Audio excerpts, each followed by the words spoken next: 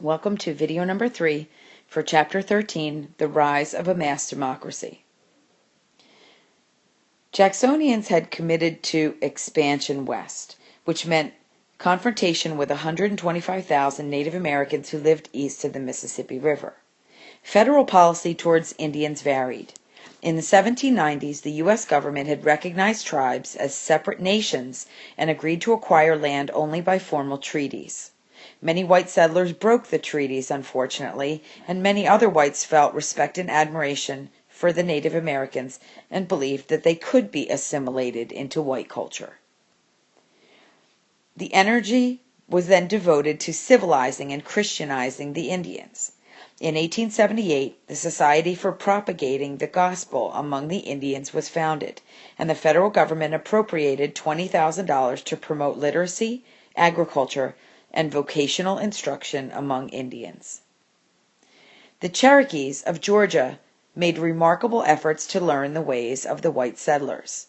Missionaries opened schools, and in 1808, the Cherokee National Council legislated a written legal code.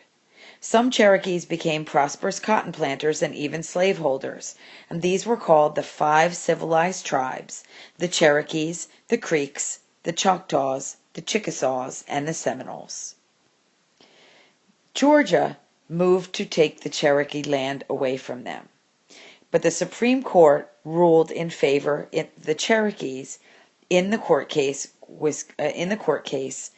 Worcester versus Georgia. Jackson, wanting to open Indian lands to the whites, refused to recognize the court's decision, and he proposed to remove the remaining eastern tribes and move them west of the Mississippi River. This emigration was supposed to be voluntary, but Jackson's policy uprooted greater than 100,000 Indians. Jackson is depicted here in the political cartoon as the Great Father, and this is an anonymous cartoonist who satirizes Jackson's alleged compassion for the Indians, but in fact, his feelings towards Native Americans were more complicated than that.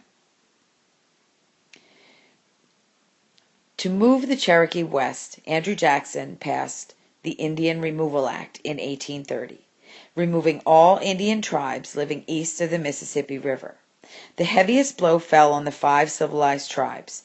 Many died during this forced migration, most notably the Cherokees along the notorious Trail of Tears. The Bureau of Indian Affairs was established as a result in 1836. The Trail of Tears took place in the fall and winter of 1838 to 1839, when the U.S. Army forcibly removed about 15,000 Cherokees from their ancestral homelands in the southeastern United States and marched them to Indian Territory, which is present-day Oklahoma. 1 in 4 died along the Trail of Tears. This map shows Indian removals between 1830 and 1846 as a result of the Indian Removal Act. You can see the Cherokees removal, the Seminoles removal, the Creeks, the Choctaws, and the Chickasaws.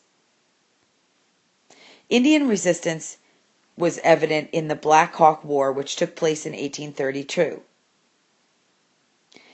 Eventually, this resistance was crushed. In Florida, the Seminole Indians joined with runaway slaves and retreated into the Everglades, and for 7 years, from 1835 to 1842, they waged guerrilla war that took the lives of 15,000 soldiers. Seminole resistance was broken in 1837 when whites seized Chief Osceola through treachery. Jackson also did not believe that the national bank was constitutional. He did not hate all banks and businesses, but he distrusted monopolistic banking and over big businesses. The U.S. government was minting gold and silver coins, but no paper money during this time period. Paper money was printed by private banks, and the value as a result fluctuated with the health of the bank and the amount of the money printed. So the Bank of the United States was a most powerful bank during this time period and acted almost like a branch of government. It was the principal depository for government funds, and it controlled much of the government's gold and silver. Its notes were stable, however, and as a source of credit and stability, it was an important and useful part of the nation's expanding economy. The bank was a private institution. Bank President Nicholas Biddle had immense power, and to many, unconstitutional power over the nation's finances. To some, the bank seemed to sin against egalitarian credo of the American democracy. The belief formed the deepest source of Jackson's opposition, and the bank also won no friends in the West because of foreclosures. Profit, not public service, was its first priority. As a result, the bank war erupted in 1832. Daniel Webster and Henry Clay presented Congress with the bill to renew the Bank of the United States charter. The charter did not actually end until 1836, but Clay pushed it for early renewal to make it an election issue in 1832. And Clay's scheme was to ram the recharter bill through Congress and then send it to the White House. If Jackson signed it, he would alienate his Western followers and affect the election. If he vetoed it, he would presumably lose the presidency by alienating wealthy and influential groups in the East. The recharter bill slid through Congress, but was killed by a scorching veto from Andrew Jackson. The Supreme Court, at the same time, declared the bank constitutional in McCulloch versus Maryland, or had declared the bank constitutional in McCulloch versus Maryland in 1819. So Jackson's veto reverberated with constitutional consequences.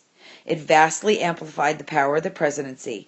He argued that he vetoed it because he personally found the bank harmful to the nation, and he thus claimed for the president a power equal to the 2/3 majority of votes in Congress. Old Hickory, Andrew Jackson, runs against Henry Clay for the presidency in 1832. For the first time, a third party entered the field, the newborn Anti-Masonic Party. This party became a political force in New York and spread to the Middle Atlantic and New England states. Anti-Masons appealed to long-standing suspicions of secret societies. Since Jackson was a Mason, the Anti-Masonic Party was also anti-Jackson. Anti-Masons attracted support from evangelical Protestants seeking to use the government to effect moral and religious reforms. Another novelty of 1832 was national nominating conventions, 3 of them to name candidates. Anti-Masons and the National Republicans added formal platforms publicizing positions on issues. The advantages for Henry Clay and the National Republicans were that they had ample funds, including $50,000 in life insurance from the Bank of the United States, and most newspaper editors criticized Jackson. Yet Jackson, the idol of the masses and the common people, easily defeated the big money Kentuckian. The popular vote was 687,000 to 530,000, with the electoral count 219 to 49.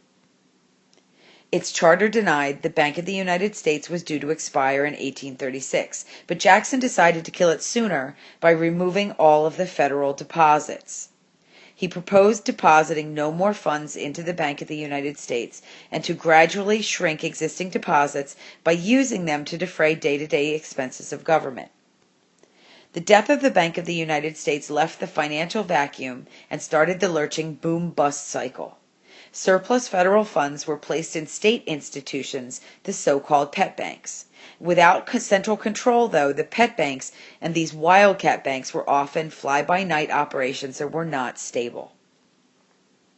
Jackson tried to rein in the runaway economy by authorizing the Treasury to issue the Specie Circular in 1836, which required that all public land be purchased with hard or metallic money. This was a drastic step that slammed the brakes on the speculative boom and contributed to a financial panic and crash in 1837, which Jackson's successor, Martin Van Buren, will have to deal with as president. And we'll continue to talk about Jackson's foreign and domestic policy decisions in our classroom discussions.